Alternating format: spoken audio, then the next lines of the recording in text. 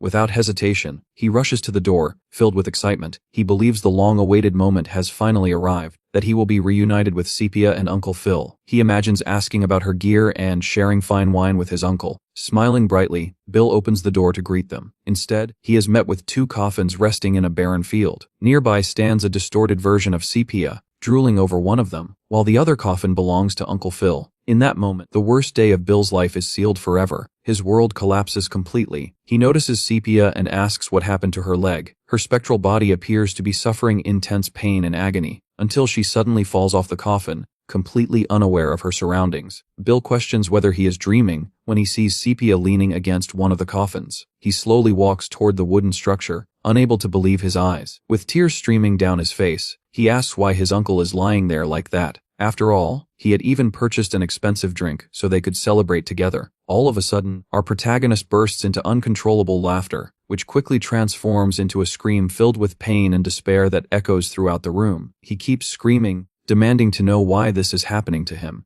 Driven by madness, Bill begins shaking the coffin, pleading for him to wake up. The pain is so overwhelming that it feels as though his own flesh is being ripped apart. At that instant, he remembers Oliver's lie about Sepia mission. That false promise redirects his growing rage. He also recalls the empty assurance that the hero would help his uncle return. With that, all of his fury finally finds a clear target. Dropping to his knees, he releases one final scream of pure anguish and hatred. His eyes glow with power, as his suffering finally has somewhere to go. The scene shifts to the past, when Oliver bids farewell to our protagonist. He gives Bill a golden emblem as proof that he had been his guest. Oliver explains that the emblem would allow him to visit the castle or even sell it at the market. He jokes that the object is made of pure gold and is worth a great deal of money. Bill accepts the emblem gratefully and promises that one day he will repay the favor. Back in the present, Bill presents the emblem to enter the castle, and the guard recognizes him instantly, wearing a cold expression. Bill explains that he has come to carry out maintenance on the Lord Protector's sword. The guard instructs him to wait while his superiors are informed. As he waits, Bill clutches his case tightly, his tension clearly visible. He begins imagining how a direct confrontation with the hero might unfold. In his thoughts,